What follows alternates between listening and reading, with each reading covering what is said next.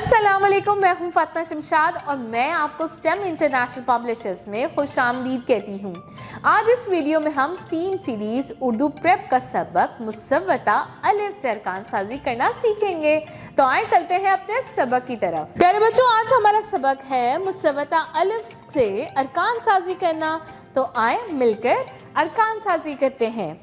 ब अ ब, प अ प, त अ त, ट अ ट, स अ स, ज अ ज, च अ च, ह अ ह, ह अ ह, द अ द, ड अ ड, ज अ ज, र अ र, र अ र, ज अ ज, य अ य, स अ स, श अ श, स अ स, ज अ ज, त अ त, ज अ ज,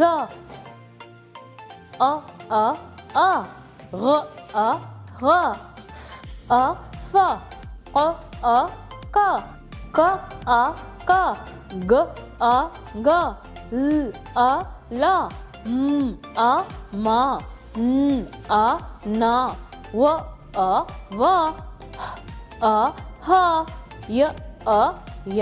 तो प्यारे बच्चों, ये था हमारा सबक मुसव्वता अलिफ के साथ अरकान साजी के बारे में। तो उम्मीद है कि आपको आज का सबक अच्छे से याद हो गया होगा। तो आपने अपना बहुत सारा ख्याल रखना है। फिर मिलेंगे एक नई वीडियो के साथ। अल्लाह हाफिज।